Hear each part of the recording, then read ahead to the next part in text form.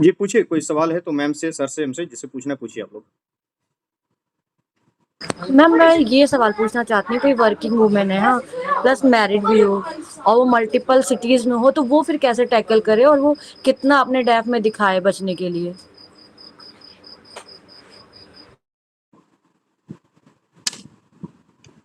मतलब multiple cities में वो जगह जगह जाके मतलब उन्होंने जॉब किया हुआ है, तो वो आपसे बस यही पूछेंगे कि आप कैसे बैलेंस करोगे यहाँ पे। आप एक तो पहले आप जहाँ पहले रहते थे कि आप पूरी फैमिली लेकर यहाँ पे आओगे, ये ना हल्का फुल्का पूछते हैं इसके बारे में, इसके बहुत ज्यादा डिटेल्स नहीं देते हैं। तो इसको आप वहाँ पे हैंडल कर सकते हो कि हाँ, यहाँ पे मैं अपनी फैमिली के साथ ही रहूंगी। अगर मैरिड हो तो मैं फैमिली के साथ ही रहूंगी, और उसके बाद मैं यहाँ पे अच्छे से हैंडल कर सकती हूँ सर, यहाँ पे जैसे मैंने और अदर सिटीज में किया है। बहुत ज्यादा इसमें डिटेल्स में नहीं जाना है कि पूरा बताने ही लग जाना है कि मैंने कैसे मुश्किल झेला है, और ये वो सब नहीं बताना है, बिल्कुल भी नहीं। सहज रहना है, बिल्कुल ही नॉर्मल रहना है वहां पे। Okay next. मैम जैसे अभी आप बोली कि मतलब हम लोग विमेंस मतलब गर्ल्स विमेंस प्रॉब्लम्स हम लोग बता सकते हैं कि इनइक्वालिटी होता है, डिस्क्रिमिनेशन होता है, विमेंस मतलब domestic violence and all. But अभी अगर जनरली देखा जाए इन मतलब करंट पर्सपेक्टिव से, तो ये हम लोग का मतलब अब विमेन एम्पावरमेंट हो रहा है और विमेन का पार्टिसिपेशन डे बाय डे बढ़ते जा रहा है। तो अगर हम ये इशू को अगर बोले तो ये मतलब थोड़ा ओल्ड कॉज या फिर ये नहीं बोल सकते कि ये तो होता था बट अब धीरे धीरे विमेन एम्पावर हो रही हैं, तो ये अब जनरली कम देखा जा रहा है। इवन अगर अब हम देखें तो विमेन मतलब वायलेंस कर रही है मेल्स पे, तो मतलब बहुत सारे आ रहे हैं ऐसे इशूज की जहाँ पे मेल्स पे बगैर वायलेंस हो रहा है, तो उस पर मतलब क्या कैसे इसको डील किया जा सकता है। हाँ, आपने सही बोला कि अभी वुमेन या एम्पावरमेंट हो रहा है, और ज्यादा आजकल मतलब मेल ही जो है वो ज्यादा सफर कर रहे हैं। अभी भी बहुत ज्यादा केसेस हमने देखा है, लेटेस्ट में रिसेंट में देखा है हमने। तो इसमें ये कह सकते हैं कि हाँ, कुछ फॉल्स केसेस जो कुछ फॉल्स केसेस हैं वो इस तरीके के चल रहे हैं सर, वो तो फीमेल और मेल दोनों पे लागू होते हैं। इसमें भी आपको पॉजिटिव ही दिखाना है कि हाँ सर, इसके बावजूद भी सर बहुत जगह ऐसे हैं जो कि अभी बहुत लोग जो है वो वंचित रह जा रहे हैं अपने काम अपने इससे वंचित रह जा रहे हैं कि उनको अपना अधिकार नहीं मिल पा रहा है जितना उनको ना। अभी भी आप गांव में जाएंगे तो जो छोटी छोटी बच्चियां हमारे पास आती हैं ऑफिस में, यहाँ पे 13-14 साल की बच्चियां होती हैं, उनकी मैरिज हो जाती है और वो आते हैं वो मैरिज सर्टिफिकेट बनवाने के लिए हम लोगों के पास। तो फिर हम लोग उसका एज का वेरीफाई करवाते हैं और उसके बाद वो फिर उसको वहां से डिस्कार्ड करते हैं। तो ऐसे बच्चों को हम लोग चिन्हित करना है। और भी बहुत सारी चीजें हैं, जैसे मेल न्यूट्रिशन माल न्यूट्रिशन की बात होती है, उसमें भी हम लोग ये सब जोड़ सकते हैं कि सर अभी हम लोग वुमेन एम्पावरमेंट को आप जितना अच्छे तरीके से वहां पे डाइवर्सिफाइड कर सकते हो वो आप करें। मेरा ये कहना है। मैम ये मैं सही। इसमें सॉरी हाँ मैम, मैं इसमें ऐड ऑन करना, जैसे ने बोला कि आजकल जो लड़कों के केस में वो टंकी वाला केस और फिर वो जो हाँ डिवोर्स वाला केस था, तो हाँ मानते उनके साथ है, लेकिन एनसीआरबी के डेटा अभी भी कहते हैं कि हर 15 मिनट में लड़कियों के साथ बलात्कार हो रहा है। हाँ यूएन की बस। रिपोर्ट में 65% में है कि उनके पार्टनर्स ही उनको हाँ मार रहे हैं। और बिल्कुल। जो हमारा एजुकेशन का रेशियो है, हायर एजुकेशन में जो हाँ 13 और 8% है, तो ये सब डेटा तो सरकारी गवर्नमेंट डेटा बता रहे हैं कि महिलाओं को कहाँ हम एम्पावर है। और 11%, 26% का जो रिप्रेजेंटेशन है, और हाँ हमारे यहाँ वो 13% से 11% है। तो हाँ हमने प्रतिनिधि अपने भेजे ही नहीं है। हाँ ठीक है, तो हमें ये डेटाज हैं जहाँ पे हम दिखा सकते हैं कि हमारी महिलाएं अभी एम्पावर नहीं हुई हैं। हाँ, अभी नहीं हुई है, अभी उस राह पे हैं सर। तो इसके लिए अगर मैं इसमें सिस्टम में आती हूँ तो मैं ये सारी चीजें मैं अच्छे से और कर सकती हूँ। ये सही बोला है आपने, बहुत अच्छा बोला है कि आप ये डाटा को यहाँ पे इंक्लूड कर सकते हो बहुत अच्छे तरीके और से। ऑफिसर की हाँ बेसिकली बेसिक क्वालिटी यही होती है मैम कि वो डाटा के साथ हमेशा बात करें, ताकि वो चीज़ें बिल्कुल। ऑथेंटिक लगे, वेरीफाइड लगे। और जब गवर्नमेंट का हाँ डाटा आता है तो और भी चीज़ें हाँ ऑथेंटिकेट होती है। और ये हाँ बात सही है कि कुछ ऐसे केसेस होते हैं, वो जो भी केसेस होते हैं वो पर्सनल बेसिस पे हैं। हाँ, इससे ये पर्सनल तर्क बेसिस बिल्कुल पे नहीं लगाया जा सकता है कि अभी जो है कि महिलाएं बहुत ज़्यादा सशक्त हो गई, नहीं, वो अभी भी प्रताड़ित हैं और महिलाओं को अभी भी जो है कि सपोर्ट देने की आवश्यकता है। जी, है। तो नेक्स्ट क्वेश्चन मैं इनवाइट करूंगा। Thank you ma'am. वेलकम। जी नेक्स्ट क्वेश्चन।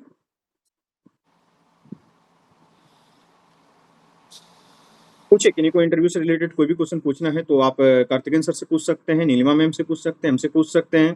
आने वाले समय में और भी आपके इस बीच सर मौजूद रहेंगे, मैम मौजूद रहेंगे, तो जो भी सवाल है आप पूछ सकते हैं। अदरवाइज फिर हम लोग जो है कि 71st बीपीएससी के बच्चों से बात करेंगे थोड़ी देर के लिए। तो आई थिंक कि आप लोगों के लगभग सारे क्वेश्चन हो गए हैं इंटरव्यू वाले, तो अब हम लोग 71st बीपीएससी के बच्चों से बात करें। कुछ पूछना है ऋतु? सर मेरा सर एक एक क्वेश्चन है क्वेश्चन था। सर। हाँ पूछिए पूछिए, जल्दी पूछिए। हाँ ऋतु पूछिए पहले आप। Sir book reading hobby develop करते टाइम क्या क्या हमें ध्यान रखना होगा, ये पूछना था सर मुझे। अगर बुक रीडिंग डालेंगे तो आपको तो बेस्ट बुक और बुक के बारे में, ऑथर के बारे में बहुत ज्यादा जानकारी होनी चाहिए। आपको वही बुक क्यों पसंद आई? जैसे आपकी फेवरेट बुक कौन सी है? मैम मैंने युval नोआ हरारी की जो 3-4 बुक है वो पढ़ी है अभी। पढ़ी है ना? और तो जी हाँ, मैम। तो उसके बारे में पूछेंगे, वो उस ऑथर के बारे में पूछेंगे कि आपको यही बुक क्यों पसंद आई है, इस टाइप से।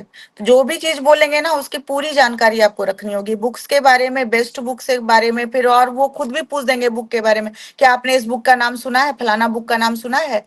तो अच्छा नहीं सुना है, अच्छा ठीक है। तो ऐसा कोई हॉबी डालिए जो कि बहुत ही मतलब कम हो, जिसमें मतलब कंटेंट कम हो। बहुत ज्यादा, अगर बहुत ज्यादा स्फेयर आप बड़ा कर लेंगे वहां पे, तो आप, क्योंकि आपको सिर्फ एक क्वेश्चन पूछ के वो चुप नहीं रहते हैं, वो 3-4 लोग होते हैं। तो एक जब पूछते हैं ना, तो जब आप थोड़ा सा भी घबराओगे तो 3 लोग और पूछने लगेंगे उसी टाइम। तो वो आपका देखना चाहते हैं कि आपके चेहरे का एक्सप्रेशन तो चेंज नहीं हो गया, आप प्रेशर हैंडल कर पा रहे हो नहीं कर पा रहे हो। मेन मकसद उनका वो वही होता है, क्योंकि आप एक एडमिनिस्ट्रेटिव ऑफिसर बनने जा रहे हैं। तो क्या एडमिनिस्ट्रेशन में तो 10 तरीके का प्रॉब्लम आता है, जैसे कभी पॉलिटिकल प्रॉब्लम आ जाता है, कभी एडमिनिस्ट्रेटिव लेवल पे प्रॉब्लम आ जाता है, हर तरह की प्रॉब्लम आता है जिसको आप सोच नहीं सकते हैं। ऐसे ऐसे प्रॉब्लम्स एक ही बार में आ जाता है। तो उस टाइम आपका बुद्धि विवेक वो चेक करते हैं कि आप कितना सहज, कितना नॉर्मल, कितना नेचुरल रह सकते हो वहां पे। तो अगर बहुत, मुझे लगता है कि बुक रीडिंग वाले के लिए आपको बहुत सारे ऑथर्स के बारे में जानना होगा, बहुत सारे बुक्स के बारे में जानना होगा। ये मतलब है मेरा बिल्कुल। कहना। अ, और जो तो फेवरेट जैसे बुक है उसके बारे में। हाँ ये किनका प्रश्न था, बताइए। ऋतु पूछ रही थी। सर मेरा पसंद था। हाँ, तो जैसे आपने अभी पूछा, तो जैसे आपने युवा अल नोआ हरारी का बुक आपने पढ़ा है, तो कौन-कौन सा बुक पढ़ा है? जैसे अभी तक कितने एडिशन आ चुके हैं? कितने एडिशन आए हैं, पता है आपको? कितने बुक आ चुके हैं मतलब अभी सर तक? अभी मैंने 4 बुक पढ़ी है उनकी। तो बताइए, टाइटल बताइए लास्ट बुक का। सर उसका अभी हेडिंग क्या? रिसेंट में सर मैंने वो 21st सेंचुरी की प्रॉब्लम्स जो हैं वो बुक पढ़ी थी सर। 21 लेसन या नेक्सस? जी सर। क्या पढ़ा? नेक्सस सबसे अभी नहीं सर अभी लेटेस्ट जो नेक्स्ट। बुक आई। हाँ, जी सर मैंने वो लेटेस्ट जो खरीदी बुक थी आई अभी है वो लेकिन पढ़ी नेक्सस नहीं आई है। है। जी सर। कहने का इन द सेंस ये, जैसा कि नीना मैंने बताया कि जो भी बुक पढ़ेंगे तो उस बुक के बारे में आपको पूरी जानकारी होनी चाहिए, और वो अगर इंटरेस्टेड हैं तो उससे और भी कंटेम्प्रोरी, कि ऐसा वर्ल्ड इश्यूज वाले, सोशल इश्यूज वाले या एंथ्रोपोलॉजिकल इशू लिखने वाले और कौन-कौन से राइटर्स हैं, क्या किन्हीं के बारे में और जानते हैं या नहीं जानते हैं, है ना? तो थोड़ा-सा वो डायमेंशन एरिया बड़ा होगा। दैट्स व्हाई फिर उसपे आपको थोड़ा-सा वर्क करना पड़ेगा कि हाँ भाई, और कौन-कौन से बुक हो सकते हैं। तो ऐसा रखें चॉइस, अभी समय है कि जैसे बताई मैडम ने कि ऐसा चॉइस रखें, ऐसा हॉबी रखें, ताकि उसमें ये हो कि स्फीयर आपका कम रहे। इसमें फिर आपको पूरा क्या मैसेज देना चाह रहा है लेखक, और आपके हिसाब से क्या होना चाहिए। इसमें चैलेंज है, नेक्सस वाले में चैलेंज है कि किस तरह से आर्टिफिशियल इंटेलिजेंस चैलेंज थ्रेट है टू द ह्यूमन सिविलाइजेशन। तो इस पे आपका क्या कहना है? आप किस तरह से, किस हद तक सहमत हैं? बहुत सारा प्रश्न, सब्जेक्टिव प्रश्न हो सकता है। तो करने का सेंस है कि देख लें, अगर आप कंफर्ट हैं तो थोड़ा-सा और अधिक गो थ्रू करना पड़ेगा बुक के बारे में, और अच्छे से कमांड करना पड़ेगा। उसके कंटेम्पोरेरी जो ऑथर्स हैं उसको भी पढ़ना पड़ेगा। बिल्कुल। ठीक। सर मैं इसमें एक दो चीजें ऐड कर देता हूँ कि जो भी इस तरीके से बुक रीडिंग या फिर क्या कहते हैं संगीत सुनना या डांसिंग इस तरह की हॉबी रखते हैं, तो उसको बहुत वाइडर रेंज में आप बिल्कुल लेके नहीं जाएं। जैसे कि आप उससे मान लीजिए कि बोलते हैं कि आप साहित्य लिटरेचर पढ़ना पसंद करते हैं, तो आप स्पेसिफिकली बोलें कि सर मैं जो है कि फिक्शन पढ़ना पसंद करता हूँ, फिक्शन पढ़ना पसंद करती हूँ या नॉन फिक्शन पसंद करती हूँ, मैं इस राइटर का पसंद करती हूँ। आप उसको स्पेसिफाइड कर दें, अदरवाइज ये एरिया इतना वाइडर हो जाएगा, वो पता नहीं उन्होंने कौन कौन सी किताबें पढ़ के बैठी है, और या फिर जो भी लोग पैनल में बैठे हैं उससे क्या होगा कि आपको परेशानी हो जाएगी कि वो किसी बुक के बारे में कुछ पूछे और आपने नहीं बता पाया। अगर आप स्टार्टिंग में ही उनको स्पेसिफाई कर देंगे कि मैं नॉन फिक्शनल पढ़ना पसंद करता हूँ या फिक्शनल पढ़ना पसंद करता हूँ, तो चीजें जो है कि छोटी हो जाएगी। उसी तरीके से संगीत में ही तो कौन से आप पुराने गाने सुनने पसंद करते हैं, नए जमाने के गाने सुनने पसंद करते हैं, रैप सॉन्ग सुनना पसंद करते हैं या शास्त्रीय संगीत सुनना पसंद करते हैं, किस तरीके से हिंदुस्तानी घराने के संगीत सुनना पसंद करते हैं, आप किस तरीके का संगीत सुनना पसंद करते हैं, उस चीज को देखें। दूसरा बात मैं ये कहता हूँ कि इंटरव्यू हमेशा से क्या रहा है कि इंटरव्यू यही बात है कि आपके घर में 4 बड़े पढ़े लिखे बुजुर्ग आए हैं आपसे बात करने के लिए, दादाजी टाइप के लोग, आपसे बात करके वो कितना इंटेलेक्चुअल फील करते हैं, इंटरव्यू लास्टली इसी का नाम है। वो उनको बात करके आपसे मजा आया, मार्क्स मिलेंगे, तो उनको मजा कब आएगा बात करने में? जब आप मान लीजिए संगीत बोलते हैं, आप बोलिए कि 60s के ज़माने के, 70s के ज़माने के मैं गाने सुनना पसंद करता हूँ, वो आप भी गाने गाएँगे, उनके साथ-साथ वो भी कुछ गुनगुना देंगे। अगर आपने गाना गाया और साथ में उसने गुनगुना सर लोगों ने गुनगुना दिया, इंटरव्यू बोर्ड के मेंबर ने गुनगुना दिया, तो आप समझ लीजिए कि आपके 20 मार्क्स बढ़ने वाले हैं। ये मैं बार-बार एक इंसिडेंट का ज़िक्र करता हूँ कि एक लड़का शायरी बोल रहा था और वो उसी तरीके की शायरी जो कि उन लोगों को भी पसंद आती है, वो जो बूढ़े लोग एज होते हैं, ज़्यादा एज के लोग रहते हैं, तो उनको किस तरीके की बातें समझ में आती है। तो एक शायरी ये पढ़ता था इधर से, एक शायरी वो पढ़ता था। जैसे मैं एक संजय जी का एग्ज़ाम्पल देता हूँ जो अभी बांका में जो है कि शिक्षा विभाग में कार्यरत हैं, वो आएँगे आपसे बात करने के लिए इंटरव्यू को लेकर के। उनके इंटरव्यू में क्या हुआ कि उन्होंने भगवत गीता का श्लोक पढ़ना स्टार्ट किया।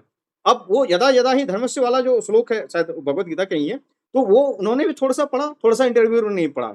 तो वो जो ताल बैठता है ना, जो वो तारतम्यता बैठती है इंटरव्यू में, जाके फिर जो मार्क्स आते हैं तो एकाएक जो है कि 87 मार्क्स, 97 मार्क्स, 95 मार्क्स, 96 मार्क्स, इस तरीके के मार्क्स तभी आते हैं। तो ये आपको किस तरीके से बैठाना है, आपको क्या रखना है कि पसंद मेरी नहीं हो, अगर आपकी कोई हॉबी नहीं है तो कुछ ऐसा हॉबी हम लोग बनाने के लिए सिखाएँगे ताकि उनके जो है कि टेम्परामेंट से मैच करे। संगीत में भी लेके जाएँगे तो उनके टेम्परामेंट से मैच करे। कुछ बातें तो ऐसी बोलेंगे ही इंटरव्यू में ताकि उनको अच्छा लगे सुनने में। बस ये अगर आप करके आ जाते हैं तो समझ लीजिए इंटरव्यू में बेहतरीन मार्क्स आने से कोई नहीं रोक सकता है। जी, जितेंद्र पूछिए क्या सवाल पूछना है आपको? ट्रैवलिंग हॉबी का क्वेश्चन, हाँ, वो क्वेश्चनेयर हम लोग बना के देंगे कि ट्रैवलिंग में किस तरीके से आएगा, पेंटिंग में किस तरीके से आएगा, स्केचिंग में किस तरीके से आएगा, म्यूजिक में किस तरीके से आएगा, डांस में किस तरीके से आएगा, कुकिंग में किस तरीके से आएगा, बुक रीडिंग में किस तरीके से आएगा, नॉवल राइटिंग में किस सर तरीके से मेरा एक आएगा, पोएम क्वेश्चन है। पोएम में किस तरीके से आएगा। तो वो एक-एक करके हम लोग बहुत सारे क्वेश्चनेयर को करेंगे। ये सेशन चलते रहेगा और अभी जो है कि सप्ताह में कम से कम 2 सेशन तो आपके जो है कि लगातार होंगे, उससे ज़्यादा भी हो सकते हैं। तो पूछिए सर जितेंद्र। मेरा एक क्वेश्चन है। हेलो, नमस्ते सर। जी, जी, नमस्ते। सर मैंने पब्लिक पीए से किया है सर, पब्लिक एडमिनिस्ट्रेशन से किया ग्रेजुएशन। हुँ, और सर मेरा लेकिन ऑप्शनल रहा है हिस्ट्री। हुँ, लेकिन दोनों में से कोई भी सब्जेक्ट हम पढ़े नहीं है सर। अच्छा। और इसमें से इससे क्या हो सकता है, तो कैसे इसको कवर किया जा देखिए, सकता है? ये और मैं सर जी, जी। मैं जैसे मैं जॉब करता हूँ, हुँ, 2-3 साल से जॉब कर रहा हूँ, हुँ, तो मेरा थोड़ा ये बोलने का स्किल टोन है सर बदल गया है लगता है। अच्छा, अच्छा। तो उसमें हम कैसे सुधार ला पाएँ सर? ओके। तो आपके बेसिकली 2 प्रश्न हैं कि एक कम्युनिकेशन स्किल को कैसे ठीक करें और दूसरा जो है कि मैं जो भी सब्जेक्ट ग्रेजुएशन में पढ़ा था वो भूल चुका हूँ और ऑप्शनल को भी बहुत सीरियसली मैंने पढ़ा नहीं है क्योंकि वो पढ़ा बीपीएससी ही में नहीं है क्वालीफाइंग है। सर। ये ना? अच्छा, चलिए हाँ सर। तो कार्तिकेयन सर आंसर करेंगे क्या? देखिए, एक तो पहली बात जहाँ तक कम्युनिकेशन की बात है, तो कम्युनिकेशन को लेकर के आपको रेगुलर प्रैक्टिस करना चाहिए, अभी से ही। स्पेसिफिकली बिफोर मिरर के सामने थोड़ा-सा प्रैक्टिस करें। आपका परिचय क्या है, आपकी हॉबी, तो हॉबी क्यों पसंद है, क्यों इसको रखना चाहते हैं, कौन-कौन से महत्वपूर्ण क्या इसका सिग्निफिकेंस है, तो थोड़ा-सा प्रैक्टिस करिए उसको। करंट अफेयर्स कोई भी टॉपिक पे है, तो उस पे खुद से क्वेश्चनायर करिए, उसका आंसर दीजिए, फिर क्रॉस क्वेश्चन कीजिए। एक तो ये तरीका हो सकता है। सर दूसरा मेरा है कि एक मॉक दीजिए। सर मेरा एक वो बताइए। प्रॉब्लम ये है कि हम जब बोलते हैं ना, तो एक मतलब हुँ। एक वर्ड ही भूल जाते हैं, कोई स्पेसिफिक वर्ड ही मतलब बोलते-बोलते हम भूल जाते हैं। नहीं, नहीं, मतलब क्या ये बोला जाएगा? आप जब प्रैक्टिस करेंगे तो आपको आ जाएगा। उसके लिए क्या है, देखिए, वर्ड भूल रहे हैं इसका मतलब क्या है कि आपके पास somewhere you are lacking the content. जब आपको टॉपिक पता है, कंटेंट पता है, then you can frame the sentence. So प्रयास ये क्या क्या करना है कि जो आप पहले जानते हैं, वेल अवेयर टॉपिक है, उस पे पहले आप क्वेश्चनायर करेंगे खुद से बिफोर मिरर, तो वो हैबिचुअल हो जाएगा। 1 महीना भी अगर प्रैक्टिस कर लेंगे, हैबिचुअल हो जाएगा। बाकी मॉक इंटरव्यू तो देना ही है। दूसरा बात करते हैं ऑप्शनल का, जो आप कर रहे हैं कि हिस्ट्री में आपका हिस्ट्री ऑप्शनल है और पब्लिक एडमिनिस्ट्रेशन आपका ग्रेजुएशन सब्जेक्ट रहा है, कोई इशू नहीं है। जो जो बेसिक चीजें हैं जैसे हमने हिस्ट्री का बताया है, क्या क्या हम लोग पढ़ेंगे, कौन सा एंशिएंट मिडिल नोबल कौन महत्वपूर्ण है, वो तो पढ़ेंगे ही। साथ साथ पब्लिक एडमिनिस्ट्रेशन का भी फैकल्टी आ जाएंगे और जो ओवरव्यू हो सकता है, क्या सिग्निफिकेंस है पब्लिक एडमिनिस्ट्रेशन का, क्या क्या महत्वपूर्ण चीजें हो सकती है, कौन कौन से इंपॉर्टेंट फिलोसफर्स हो सकते हैं, अरस्तु हो सकते हैं, प्लेटो हो सकते हैं, मैक्स वेबर का थ्योरी हो सकता है। तो जो जो थ्योरी है उसके बारे में भी पढ़ लेंगे थोड़ा बहुत। और अप्लाइड जो पब्लिक एडमिनिस्ट्रेशन है, अभी गवर्नेंस की बात होती है, स्मार्ट गवर्नेंस की बात होती है, iGOT पोर्टल है जो कैपेसिटी बिल्डिंग पे काम करती है, हाँ तो वो सर, सबको भी थोड़ा सा इंटरलिंक करेंगे। जो प्रेजेंट गवर्नेंस है, हाँ और हाँ इसका प्रोजेक्ट से उस पर भी ओवरव्यू उसको हम लोग देख लेंगे। बात चीज नहीं है, अभी आप अपने जो कम्युनिकेशन पे सुधार करिए। बाकी बिल्कुल। नीना मैडम से चाहूंगा मैं कि कुछ ऐड करें। मैम कुछ ऐड कर दें। हाँ, जैसे पब्लिक एडमिनिस्ट्रेशन के बारे में बोला कि हिस्ट्री और पब्लिक एडमिनिस्ट्रेशन का क्लास है यहाँ पे, बहुत लोगों के साथ ऐसा होता है, मेरा खुद का भी ऐसा ही था।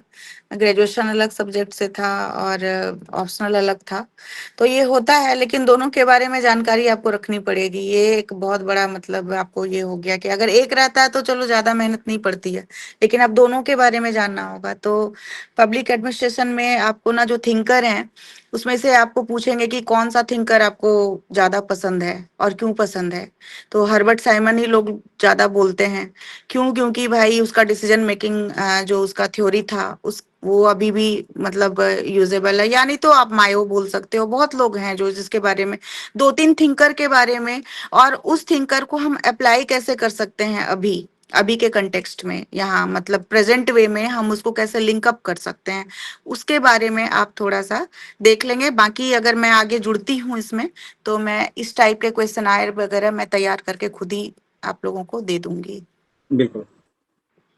तो आई थिंक ये जो कम्युनिकेशन स्किल है इसमें मैं ये चीज ऐड कर देता हूँ कि आप एक मिरर ले लेंगे। मिरर किस लंबाई का होगा? तो आप जानते हैं कि व्यक्ति की लंबाई से जो अगर आधा लंबाई का मिरर हो तो पूरा शरीर आपका दिख जाएगा। और जिनको भी बोलने में दिक्कत है, बोल नहीं पाते हैं, शब्द नहीं निकल पाता है, बोलते हैं तो आ ये बहुत ज्यादा होता है, फ्रीक्वेंटली 2-3 मिनट तक लगातार बोल नहीं सकते हैं, तो उसके लिए सबसे बेस्ट तरीका है आप अपना मिरर अपने रूम में लगाएं और उसके सामने कुछ भी न्यूज़पेपर ही पढ़ने का प्रयास करें, या न्यूज़पेपर में जो आपने पढ़ा उसको उसी मिरर के सामने बोलने का प्रयास करें। और जब ये interview classes paid batch start हो जाएंगे तो बाकायदे आपके कैमरा आज ऑन रहेंगे, सारे टीचर्स कैमरा ऑन करके आपके साथ जो है कि इंटरेक्शन करेंगे, आपको बोलने के लिए बताएंगे भी, सिखाएंगे भी, और साथ के साथ मॉक इंटरव्यू भी होगा। और जितना पहले आप एडमिशन लेते हैं उतना ज़्यादा मॉक देने का मौका मिलेगा। तो उससे क्या होगा कि आपका जो ये हेजिटेशन है ये दूर हो जाएगा। ये बहुत बच्चों के साथ होता है, जानते तो सब चीज़ है, पढ़ तो सब चीज़ लिए हैं, लेकिन बोल ही नहीं पाते, उसमें ब्लैंक हो जाते हैं। तो ये मान के चलिए कि पीटी आपका जो है कि रंगने का चीज़ था, जो कि आपने ओएमआर पे रंग के आ गया है। मेंस आपको लिखने का चीज़ था, आपने लिख लिया है। अब इंटरव्यू की बारी है जो कि बोलने की चीज़ है। अगर आप बोल ही नहीं पाएंगे तो फिर आपको वो जज कैसे करेंगे, आपके बारे में वो जानेंगे कैसे? जी कार्तिकेयन जी कुछ ऐड कर दें। बिल्कुल, जैसा कि रुपेश जी ने बताया, पीटी मेंस इंटरव्यू अधिक से अधिक पीटी में पढ़ना होता है, मेंस में अधिक से अधिक लिखना, जितना अधिक आप लिखिए, और इंटरव्यू अधिक से अधिक बोलने का चीज है। और ये आपका कहते हैं ना कि आपके पास लाख नॉलेज है, अगर आप सामने वाले को डिलीवर नहीं कर पाए तो फिर उसका कोई मतलब नहीं है, वर्थलेस है। दैट्स वाई वो प्रैक्टिस करेंगे। और पॉइंट वाइज जब भी रखना हो आंसर, आप पॉइंट वाइज रखेंगे। पॉइंट नंबर 1, सर जहाँ तक मैं जानता हूँ कि इसके अभी रशिया यूक्रेन वार चल रहा है, तो क्या क्या रीजन है? सर वैसे तो इसके बहुत सारे कारण हैं, पर मैं महत्वपूर्ण कारण गिनाना चाहूँगा। Point number 1, point number 2, point number 3, point number 4। बाकी आप जैसे आई टू आई कंटेक्ट करते हैं तो पता चल जाता है कि वो और सुनना चाह रहे हैं और they want to stop you, तो इसलिए आप रुक जाएंगे, फिर वो काउंटर क्वेश्चन करते हैं, फिर जवाब देंगे। तो जब भी आप करें, जब भी आप बोले, तो पॉइंट नंबर 1, पॉइंट नंबर, आप क्यों सिविल सर्विस ज्वाइन करना चाहते हैं? तो सर एक अच्छी रिस्पेक्ट है, सोशल रिस्पेक्ट है, एक रिकॉग्निशन है, एक direct way to serve the society है। तो आप पॉइंट वाइज रखेंगे, point number 1, point number 2, point number 3, point number 4, ऐसे रखेंगे। जब भी लिखेंगे वैसे ही, बोलेंगे वैसे ही, नोट्स का वैसे बनाना होगा, और बोलना भी है बिफोर मिरर, इंटरव्यू में भी बोलना है तो ऐसा ही बोलना है। Hello sir. That's it. बताइए। तो सर मेरे को ये पूछना था कि अभी आप बोल रहे थे कि अगर हमारा जो हॉबी है वो अगर इंटरव्यूअर को अगर उसमें इंटरेस्ट आया तो मतलब बात आगे बढ़ जाती है। तो सर मेरे को ये पूछना है कि अगर मेरा कुछ ऐसा हॉबी हो जिससे इंटरव्यूअर शायद बिल्कुल ही अनअवेयर हो, तो वो मेरे ऊपर बैकफायर तो नहीं कर जाएगा ना? क्या है आपकी हॉबी बताइए? सर मेरा हॉबी कोरियन पॉप म्यूजिक सुनना है। तो अगर इंटरव्यूअर को इसके बारे में पता नहीं हो तो मतलब ये मेरे लिए प्रॉब्लमेटिक तो नहीं हो जाएगा? तो उस देखिए, कोरियन पॉप म्यूजिक सुनना पसंद है। यस। बताइए कौन है फेमस आर्टिस्ट, कौन है आपका जिसको आप, सर कौन है पॉप, हाँ सर फेवरेट आर्टिस्ट कौन है? उसमें सोलो आर्टिस्ट भी होते हैं और ग्रुप्स भी होते हैं। तो ग्रुप में हम्म मेरा फेवरेट बीटीएस है। बीटीएस है। यस आखिर बीटीएस को क्यों, why do you follow BTS? Sir क्योंकि वो उसका जो राइज है मतलब उसका स्टोरी बहुत इंस्पिरेशनल है। जैसे उनका डेब्यू 2013-2014 में हुआ। They were not that much popular at that time. उसके बाद उनके जो सॉन्ग्स आए 2016-2017 में वो मास लेवल पे हिट हो गए। मतलब उनको इंटरनेशनल रिकग्निशन मिल ठीक गया। है, ओके ओके। अच्छा ये बताइए, आपको इंडियन म्यूजिक पसंद है या नहीं? पसंद है sir but I prefer more Korean. तो क्या आप क्या डिफरेंस पाते हैं इंडियन म्यूजिक और कोरियन पॉप म्यूजिक में? सर मतलब जो जो लिरिक्स वाइज जो उनका लिरिकल है वो इंडिया से बहुत ज़्यादा ही बेहतर है। लाइक कि मतलब वो हम लोग रिलेट कर सकते हैं अपने लाइफ से। मतलब उनका कह- लिरिक्स मेरे को बहुत इंस्पायरिंग लगता है। कहने का मतलब ये है कि इंडियन लिरिक्स में उतनी अच्छी डीप मीनिंग नहीं होती है yes according to sir you? According to me. हाँ, तो नहीं तो उसको आप ऐसे रिलेट नहीं करना है ना, यहाँ पे थोड़ा यस सा देखिए काउंटर हो जाएगा। जब आप इंडियन म्यूजिक का बता रहे हैं तो आप उसका भी बताएंगे कि sir both music has its own significance, own importance, but sir I prefer to listen Korean music more। दोनों का अपना अपना, लेकिन आप ये किसी को क्रिटिसाइज नहीं करना है। Okay sir. हाँ, ये बता देना कि ये आप आई प्रीफर या चॉइस, और ऐसा कोई ये दिक्कत नहीं है, बस उसको आप अच्छे तरीके से एक्सप्लेन कर देते हैं कोरियन पॉप म्यूजिक क्या है। जैसे मैंने अभी कुछ एग्जांपल दिखाया प्रश्न का, तो उसको आप लेमन टर्म में समझा सकते हैं।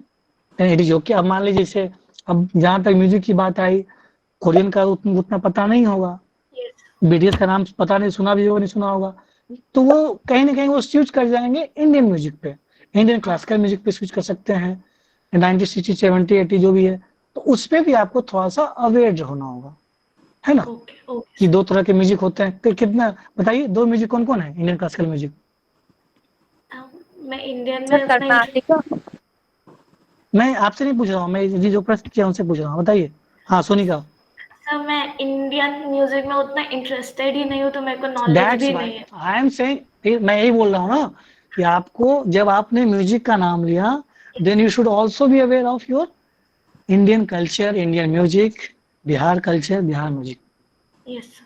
ठीक है, यस। तो आपको बताना पड़ेगा कर्नाटिक और हिंदुस्तान दो तरह का म्यूजिक, क्लासिकल म्यूजिक है, ठीक है, और उसमें यस। कौन कौन से टोन होते हैं ये भी आपको अवेयर रखना है। बाकी हम लोग मॉक में करेंगे। निर्मा बिल्कुल। मैम कुछ हेड ऑन कर दीजिए। तो चलिए मैं कुछ बोलता हूँ कि इसमें एक चीज़ ये हो हाँ सकती है कि जो बताइए। कोरियन म्यूजिक बैंड है वो काफ़ी फेमस हो गया है, लेकिन इंडियन म्यूजिक बैंड उस तरीके से कुछ फेमस जो है कि वर्ल्ड लेवल पे नहीं जा पाया है। तो क्या स्टेप्स ऐसे उठाए जाए कि इंडियन म्यूजिक बैंड भी इस तरीके से, जैसे पॉप म्यूजिक बहुत फेमस है तो उस तरीके से फेमस हो? क्या करना चाहेंगे आप इसमें बताइए? सर वो मतलब पर्टिकुलरली अगर कोरिया में देखें, साउथ कोरिया में, तो वो सॉफ्ट डिप्लोमेसी को बहुत ज़्यादा प्रमोट करते हैं। मतलब अगर उनका कोई इंटरनेशनल मीटिंग वगैरह भी होता है तो सॉफ्ट डिप्लोमेसी पे ज़रूर बात होती है। बट इंडिया में अगर सॉफ्ट डिप्लोमेसी देखें तो ये योगा और मतलब इसी सब से लिमिटेड है। योगा, मेडिटेशन, मतलब म्यूजिक तक अभी तक पहुंचे नहीं है वो लोग। बिल्कुल। सर मैं इनकी तो बात से चलिए डिसएग्री मैं कर रही हूँ, तो सॉरी। क्योंकि भारत का जो सॉफ्ट पावर है ना वो इतना बड़ा है कि जो मेरा एक्सपीरियंस है कि भारत के जो सॉफ्ट पावर में जो आते थे, जो रसिया में, अरब में, यूरोप में मार्केट बना रखा है, आज पाकिस्तान का ड्रामा इंडस्ट्री उन्होंने बेसलाइन या आधार नहीं बनाया, जो कि इंडिया के सॉफ्ट पावर ने बनाया हुआ है। ये मुझे ऐसा लगता है कि तो इंडिया एज अ कल्चरल बहुत तो रिच है कोरिया के हिसाब से। लेकिन इसके क्वेश्चन से सर मुझे एक क्वेश्चन और आया, जैसे ये कोरिया लेके जा रही है, तो क्या ये आईआर पे भी तो स्विच हो सकता है इनका क्वेश्चन? बिल्कुल वो डिप्लोमेसी वगैरह पे कोरिया जा और सकता है, हम लोग इंटेलिजेंस एक्सेट्रा। क्लासेस में इस पे बात करेंगे। और तो मैं जो है कि और स्वागत सर करना चाहूंगा अपने सर ये रिसेंट में है क्लासमेट ना सर, रिसेंट में शशि एक जी का। वेब सबमिट हुआ एक है। सेकंड कुणाल। तो शशि जी नमस्कार। शशि सर का स्वागत है हमारे अगले फैकल्टी। ये अभी नमस्कार रुपेश सर। राजगीर के ड्यूटी में हैं और शायद ड्यूटी से ही लाइव हैं, तो सारे लोग ड्यूटी में लगातार बने रहते हैं। तो कैसे हैं शशि जी आप? बस अभी जस्ट लौटे हैं राजगीर से अपने आवास पे। अच्छा अच्छा। तो हम काफी टाइम से सुन रहे थे कार्तिकेयन सर को, आपको और नीलिमा मैम को। सभी को पहले बहुत बहुत आभार, बच्चे को गाइड कर रहे हैं आप लोग। जी जी धन्यवाद सर। आ, म- ऐसा तो सारे कुछ बता ही चुके हैं ये कार्तिकेयन सर, नीलिमा मैम। अपना जो भी अनुभव वो हम सुन रहे थे बहुत बारीकी से चीजों को। कुछ हम भी ऐड करना चाहते हैं इसमें। जैसे इंटरव्यू जो होता है वो आपके ये माइंडसेट पे डिपेंड करता है कि आप उस चीज को किधर आप लेके जाते हैं। ठीक है, जैसे कोई भी पैनल है, 5 पैनल जैसे आप बताएं रुपेश भाई, कि वहां पे जो होता है बुजुर्ग और जो हम लोग देखते हैं, मान लीजिए हम लोग के ग्रैंडफादर हैं, ठीक है, घर पे उसी उम्र के होते हैं वहां पे मोस्टली। ठीक है, तो आप उनको किस तरीके से प्रभावित कर सकते हैं?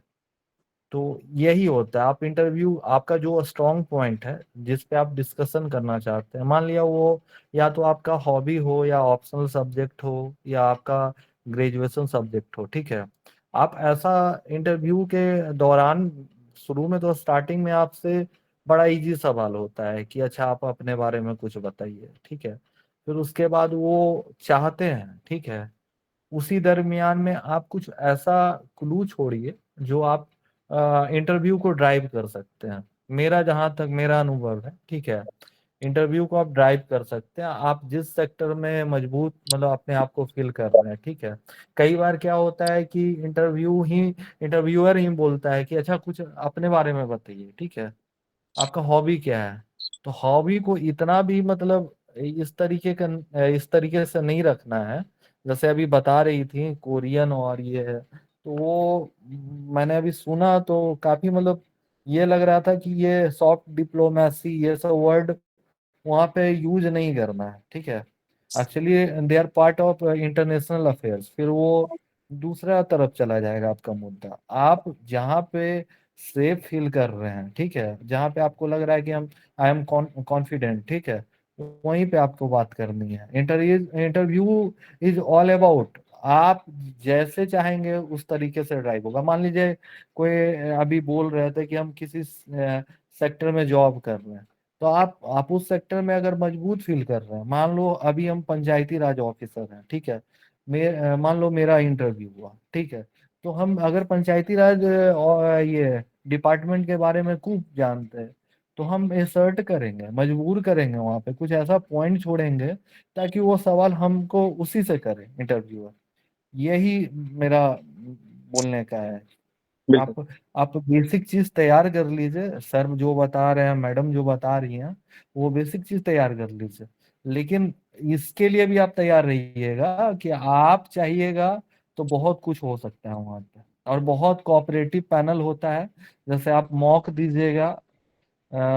हम तो नहीं सजेस्ट करेंगे कि ज्यादा जगह मॉक दीजिएगा, क्योंकि हम भी मॉक बहुत कम दिए हैं और रुपेश जी लोग ही हेल्प किए थे, कार्तिकेयन सर लोग हेल्प किए थे, क्योंकि हमारे कॉलेज के सीनियर भी रह चुके हैं। ठीक है, तो ज्यादा मॉक भी अवॉइड कीजिएगा। ठीक है, और मिरर वाला जो सर बता रहे थे वो काफी काम करेगा आपको। हाँ, एक चीज और बताना चाहते हैं कि अभी से हिंदी और इंग्लिश, हिंदी खास करके न्यूज़पेपर पढ़ना स्टार्ट कर दीजिए। ठीक है, न्यूज़पेपर बहुत इसमें बहुत बड़ा रोल प्ले करेगा। ठीक।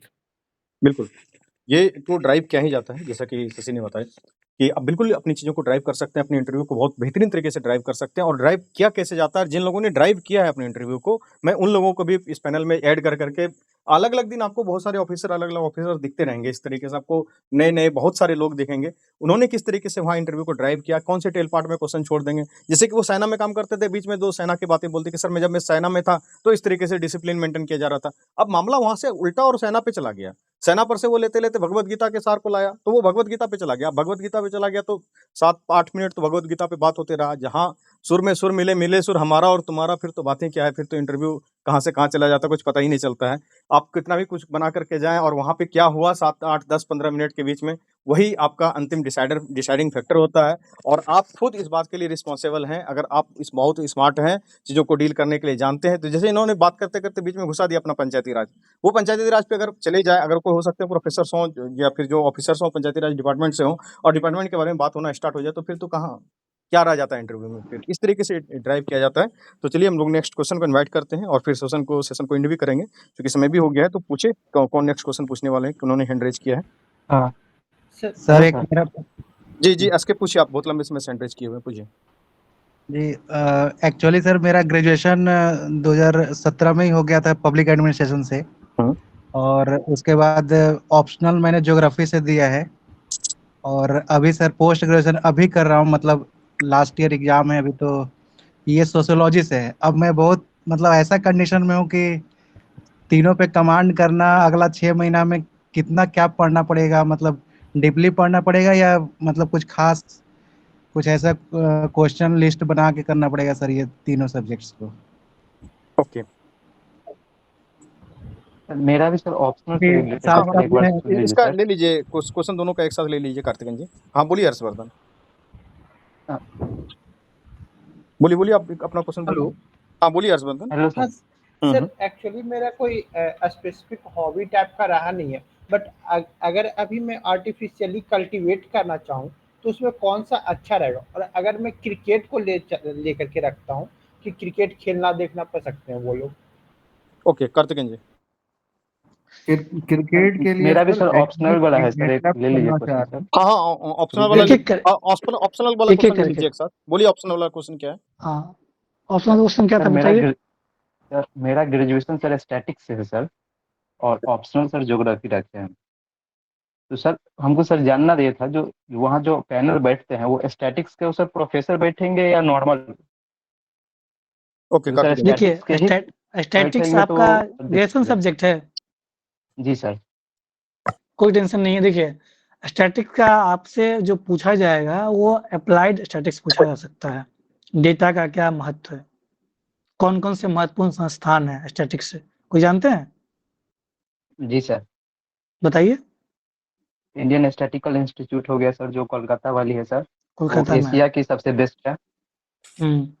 और डेटा का कहाँ, स्टैटिक्स का कहाँ यूज होता है? आज के डेट में तो सर सब जगह यूज है सर, इलेक्शन से लेके प्रशासन में आप इसे कैसे यूज कर सकते हैं? तो यही सब जो बेसिक आपका प्रश्न आता है जो अप्लाइड स्टैटिक्स है उससे पूछा जाएगा। जैसे इकोनॉमिक सर्वे है, आपका बजट है, उसमें यूज किया जाता है। कोई पॉलिसी मेकिंग करना उसमें यूज किया जा सकता है। एक हम एग्जैक्ट डेटा फिगर निकाल सकते हैं कि कौन सा कैटेगरी पिछड़ा है, कौन सा कैटेगरी अगला है।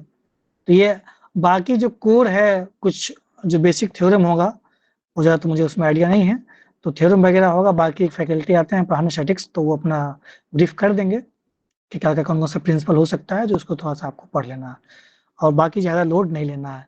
आपका जहाँ बात है ऑप्शनल सब्जेक्ट क्या है, ज्योग्राफी है।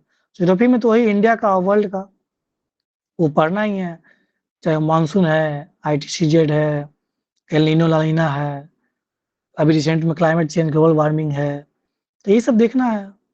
कुछ जो थिंकर्स होंगे, फिलोसफर्स होंगे, उसके बारे में भी बता दिया जाएगा, वो पढ़ लेना है। और लेकिन वो क्या होगा ना कि आप धीरे-धीरे ऐड ऑन करेंगे अपने, जैसे कि ज्योग्राफी क्या है, ज्योग्राफी का प्रशासन में क्या यूज है, ज्योग्राफी को मूल तक कितने प्रकार के होते हैं, फिजिकल ज्योग्राफी, वर्ल्ड ज्योग्राफी, और कौन-कौन सा अभी जैसे ह्यूमन पॉपुलेशन, जो ह्यूमन वाला पार्ट है, उसको भी थोड़ा-सा देख लेना होगा। तो यही सब करना होगा, बहुत ज़्यादा उसके लिए पैनिक नहीं होना है। एक यहाँ का और प्रश्न था कि पीजी कर रहे हैं, पीजी कैसे कर रहे हैं आप? बताइए। सोशियोलॉजी क्या है? सोशियोलॉजी है तो ठीक है, वो हो जाएगा, कोई इशू नहीं है उसमें भी। सोशल जो थिंकर्स हैं और सोसाइटी में कौन-कौन से जो कैटेगरी हैं, डिसेबल्ड हैं, वीमेन हैं, डाइवर्सिटी हैं, ऑर्फेन्ज हैं, फिर SC/ST हैं, तो उन सब के बारे में पढ़ना है और सोशियोलॉजिकल थिंकर्स के बारे में देख लेना है। नहीं, मेरा जो सवाल ये बहुत था कि बहुत डीप मैंने सर जाना है। मेरा भी एक क्वेश्चन है। हाँ, सर मैंने 2007 में इंग्लिश से ग्रेजुएशन किया है, अभी तक मैं एकदम उसमें भूल चुकी हूँ, उसमें जो भी साहित्य और लिटरेचर था कुछ भी याद नहीं है। कोई बात नहीं, आपने जो जैसे कि बुक तो होगा ना अवेलेबल, बुक तो ऑनलाइन भी मिल जाएगा, तो बस एटलीस्ट ये तो देख सकते हैं ना इंडेक्स में कौन-कौन सा कुछ-कुछ तो याद रख सकते हैं ना। जो महत्वपूर्ण जो कहानियाँ थी या कुछ जो प्रोज थे, उसको देख लेना है। कौन-सा आपका फेमस या फेवरेट पोएट्स हैं, फेवरेट ऑथर्स हैं, 2-3 ध्यान रखेंगे, बाकी रिसेंट का बात करेंगे। रिसेंट में भी अचानक जैसे कहेंगे कि कि अभी 2007 के बाद 2025 से कोई इश्यू देखिए, इतना आप बड़ा इसके लिए वो भी समझ रहे हैं कि आपने साथ में ग्रेजुएशन किया है, स्टिल आप उतना बता रहे हैं, बाकी आपके पास एक रामबाण है। सॉरी सर, पार्डन सर, मैं उतना दिन भूल गई हूँ, बट मैं इसे देख लूँगी सर, मैं इसे पढ़ लूँगी सर। हाँ, लेकिन एटलीस्ट कुछ 3-4 ऑथर्स, 3-4 पोएट्स का नाम, उसके कुछ जो रचना है उसके, बाकी करंट में जैसे कि के.आर. नारायण है, बाकी आपके रुडयार्ड किपलिंग है, उधर एक जो कौन है जो इंग्लिश ऑथर्स बी.एस. नायपॉल भी हैं, जो मतलब इंग्लिश में अच्छा लिखते हैं, उसको भी थोड़ा-सा पढ़ लेना पड़ेगा। वो हम लोग ब्रीफ करेंगे, मॉक में भी करेंगे, कुछ क्लास में बताएँगे, वो हो जाएगा। उसके लिए हाँ, जो है उसको अभी से ही, लेकिन आज जैसे मैंने बताया कि आप टेक्स्ट बुक थोड़ा-सा देख लीजिए, उसको डाउनलोड कर लीजिए, कुछ काम कर लीजिए, कौन-कौन सा आपने पढ़ा था, कुछ कहानी याद है, उसको 3-4 को जॉट डाउन कर लीजिए अपने नोट्स में। बताइए नेक्स्ट। सर जैसे अभी बताया सर कि रीडिंग बुक्स अगर हॉबी में डालेंगे तो फील्ड डाइवर्स हो जाएगा। तो अगर हम इसको मतलब एक डायरेक्शन में डालना चाहते हैं कि नहीं डाइवर्स नहीं रखिए, नहीं फील्ड डाइवर्स नहीं होगा, फील्ड आपका कोई दिक्कत नहीं है, बेहतर है। बाकायदा आप उसको अच्छे तरीके से सबस्टेट कर पाते हैं, जस्टिफाई कर पाते हैं, देन इट्स ओके, कोई दिक्कत नहीं है। बाकायदा आपको याद रखना है कौन-कौन सा बुक पढ़ा है, फिक्शन पढ़ा है, नॉन फिक्शन पढ़ा है, उस ऑथर्स का क्या नाम है, मैसेज क्या देना चाहते हैं, और उससे संबंधित कंटेम्पररी और कौन-कौन से बुक्स हैं, उस पे कमांड करना होगा।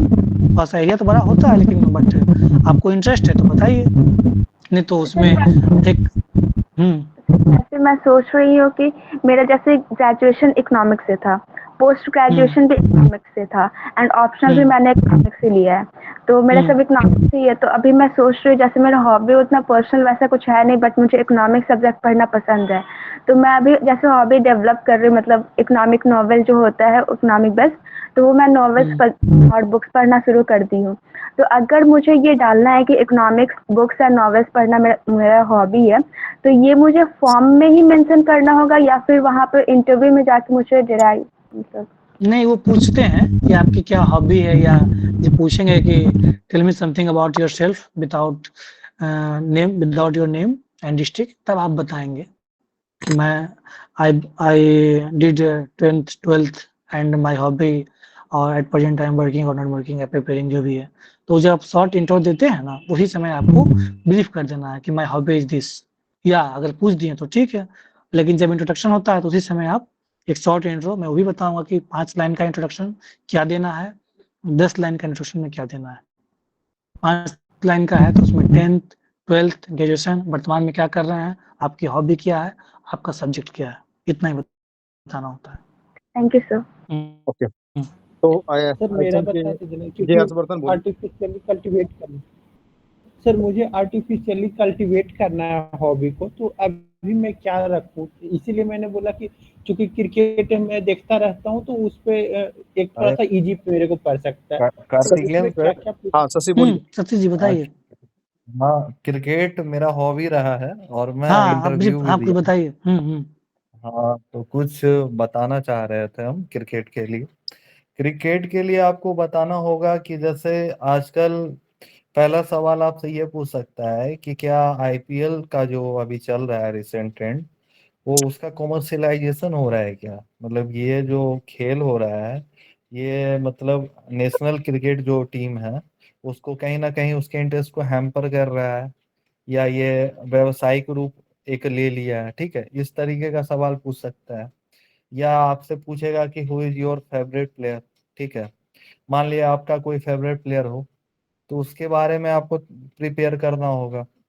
या रिसेंट में अभी जैसे आईपीएल चल रहा है, ठीक है, तो उसमें कौन सा प्लेयर पर्पल कैप लिया, ऑरेंज कैप लिया, ठीक है, इस तरीके का आप इन स्विंग आउट स्विंग में अंतर बताना होगा कि इन स्विंग क्या होता है, आउट स्विंग क्या होता है, ठीक है। आप एक खिलाड़ी को कितने तरीके से आउट कर सकते हैं क्रिकेट में, ठीक है, डीआरएस क्या होता है, ठीक है, अभी रिसेंट में क्या क्या चेंजेस हुए हैं, ठीक है, बीसीसीआई और आईसीसी के द्वारा, ठीक है, इस तरीके का मतलब सवाल आपसे किया जा सकता है। तो क्रिकेट अगर बना रहे हैं तो देखिए हम कह रहे हैं कि हॉबी आप वही चीज को ऑप्ट कीजिए जो जिसमें आपको अच्छा लगता है, मन लगता है, ठीक है। हॉबी मतलब आप जबरदस्ती नहीं कर सकते, जैसे कोई बोल रहे हैं ना कि हम ये कर लेते हैं सर, हम वो कर लेते हैं, नहीं, आपको हॉबी जो चीज में आपको मन लगता है, ठीक है, उसका आप जवाब वहां पे आप परफेक्ट दे सकते हैं। मतलब अगर मान लिया जाए कि आपको याद नहीं है, और अगर मान लीजिए ऑब्जेक्टिव टाइप का पूछ दिया, याद नहीं है तो सॉरी सर बोल के निकल जाना है। लेकिन अगर उस पे आपको मतलब डिबेट हो गया एक तरीके से, ठीक है, तो आप जवाब देने में सक्षम होंगे, ठीक है।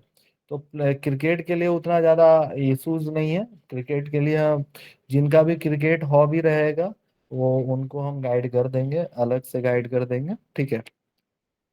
वैसे कुकिंग कुकिंग भी एक अच्छी हॉबी है, किचन गार्डनिंग से उसको जोड़ सकते हैं आप। मैम लड़कों के लिए तो वो लड़कों के नहीं लिए तो रहेगा नहीं, ना। लड़के भी कर सकते हैं, ऐसा नहीं है। आजकल डिस्क्रिमिनेशन नहीं करिए यहाँ पे कर सकते हैं। लड़का लड़के करते ही हैं, कुकिंग करते हैं, स्टूडेंट टाइम में बट सभी लोग करते हैं, बहुत लोग कर रहे हैं घर पे। अभी तो मैरिड वन भी करते हैं, मतलब रोटी बना देती है वाइफ, सब्जी बना देते हैं हस्बैंड, होता है, ऐसा नहीं होता। शशि सर अभी जो आप बता रहे थे वो बहुत सारे क्वेश्चंस को मैं अब टैकल तो कर सकता हूँ, बट ये एक सही चॉइस रह सकता है ना क्रिकेट बिल्कुल को भाई, अगर हॉबी डालूं तो। हम आप ही के बीच में सिलेक्टेड हैं, हमसे भी पूछा गया था, ठीक है, तो मतलब आपसे पूछ सकता है कि आप, बहुत सारा चीज है अभी रिसेंट ईरा में चल रहा है कि अभी वैभव सूर्यवंशी है, आप इसको किस तरीके से देख रहे हैं, इनका जो खेलने का स्टाइल है, क्या ये दूर तक जा सकते हैं कि नहीं जा सकते हैं, क्या है इनका स्ट्राइक रेट, किस स्ट्राइक रेट से खेले हैं, क्या किनका रिकॉर्ड तोड़ा है इन्होंने, ठीक है। इस तरीके का सवाल सवाल कुछ भी हो सकता है क्रिकेट से। क्रिकेट का दायरा बहुत बड़ा है, क्योंकि हम बचपन से इंटरेस्टेड हैं इसमें, तो हम चीज़ों को अपडेट रखते हैं। हालांकि अभी आईपीएल हम भी देखना छोड़ दिए, लेकिन पूछा जा सकता है, और उससे रिलेटेड ये भी पूछा जा सकता है कि बिहार में अभी स्पोर्ट्स यूनिवर्सिटी और कॉम्प्लेक्स बना है, जिसके जो अभी जो हो रहा है ये यूथ गेम, अभी हम वहीं से ड्यूटी करके आ रहे हैं रात में, ठीक है। तो इससे भी जोड़ा जा सकता है कि एक इमर्जिंग हब हो रहा है स्पोर्ट्स का, ठीक है। तो आप इसको कैसे देखते हैं, क्योंकि राजगीर में इंटरनेशनल स्टेडियम बन रहा है, तो क्या क्या चैलेंजेस है इनका, क्या क्या आप संभावनाएं दिखती हैं, ठीक है। इस तरीके के सवाल आपसे किया जा सकता है। क्या यहाँ आईपीएल होना सही होगा आने वाले समय में, हाँ ना, आपका तर्क वितर्क सब पूछा जा सकता है इसमें, तो आप तैयार रहिएगा इसके लिए। बिल्कुल। एक चीज़ मैं ऐड करता हूँ इसमें कि इस बार एक प्रोफेसर हैं, उन्होंने बताया, तर्क अपना दिया था कि अगर आईपीएल के ऊपर 40% का टैक्स लगा दिया जाए तो इंडिया के 8 नए आईआईटीज को फंड किया जा सकता है, और उसके बाद भी बहुत सारे पैसे बच जाएंगे, जिससे कि साइंटिफिक रिसर्च को प्रमोट किया जा सकता है उसी आईपीएल के टैक्स के पैसे से। आप जानते हैं कि जो बीसीसीआई संस्थान है वो टैक्स फ्री है। तो क्या आप इस बात से आर्ग्यू करते हैं? यस या नो में अपने तर्क दें। तो इस तरीके से कई सारे प्रश्न जो रिसेंट ट्रेंड पे बेसिस पे हैं, क्रिकेट के कई सारे नियम्स, रूल्स, किस तरीके से व्हाइट बॉल होता है, 6 बॉल होता है, जो क्रिकेट का इतिहास रहा है, 1983 में इंडिया ने जीता था, उसके बाद किस तरीके से इंडिया में क्रिकेट बढ़ा, तो क्या क्रिकेट ने दूसरे खेल को दबा दिया? जो हमारे और भी स्पोर्ट्स हैं वो बहुत ज़्यादा इमर्ज नहीं कर पाए, लेकिन क्रिकेट जो है कि काफ़ी पॉपुलर हुआ। दूसरे खेल को पॉपुलर करने के लिए क्या क्रिकेट को डिमिनिश करने की ज़रूरत है, उसको थोड़ा-सा कम हाइलाइट करने की ज़रूरत है, या फिर साथ-साथ चलाया जा सकता है। तो इस तरीके से बहुत सारे सवाल हर खेलों पे जो है कि पूछने की बात आएगी। अभी फीफा आएगा, फुटबॉल आएगा, वॉलीबॉल आएगा, हॉकी आएगा, बैडमिंटन आएगा, और तो टेबल टेनिस आएगा, इंडोर गेम होगा, आउटडोर गेम होगा। तो हमारा तर्क यही रहेगा कि कुछ जो हॉबी रखें वो एक्टिव हॉबी रखें, पैसिव हॉबी कम रखने का कम प्रयास करें। जैसे एक्टिव हॉबी क्या है कि गाना गाना, गाना सुनना क्या है, वो पैसिव हॉबी है। तो इस तरीके से हम लोग बहुत सारी चीज़ें पे अभी आपके लाइफ के पॉजिटिव एस्पेक्ट्स, नेगेटिव एस्पेक्ट्स, आपके आपने के कुछ पॉजिटिव चीज़ें, नेगेटिव चीज़ें, पीयूसी में क्यों आना चाहते हैं, आप क्यों सिलेक्शन लेना चाहते हैं, अगर आपका सिलेक्शन नहीं होता है तो क्या होता है, अभी आपका गैप ईयर का क्वेश्चन, इस तरीके से बहुत सारे क्वेश्चंस बचे हुए हैं, जिसका कि हम लोग लगातार इस तरीके के सेशंस में जो है कि बात करते रहेंगे। और साथ के साथ एडमिशन भी ओपन है, जिसको एडमिशन लेना चाहते हैं वो ले लेंगे। उसके लिए जो है कि 8-10 पीडीएफ तो अभी एडमिशन लेने के साथ में मिल जाएगा, और वीक में अभी 2 क्लासेस, उसके बाद क्लासों की संख्या जो है कि बढ़ती चली जाएँगी, और आपका जो है कि साथ के साथ इंटरव्यू का तैयारी हो जाएगा, आपको पता भी नहीं चलेगा। तो एक आध सवाल लेंगे, चूँकि बच्चे 71st बीपीएससी के भी हैं, उनसे भी कुछ बातें करनी है। तो आई थिंक कि अब इस सेशन को यहाँ पे स्टॉप करते हैं और 71st बीपीएससी के बच्चों से कुछ बात करते हैं।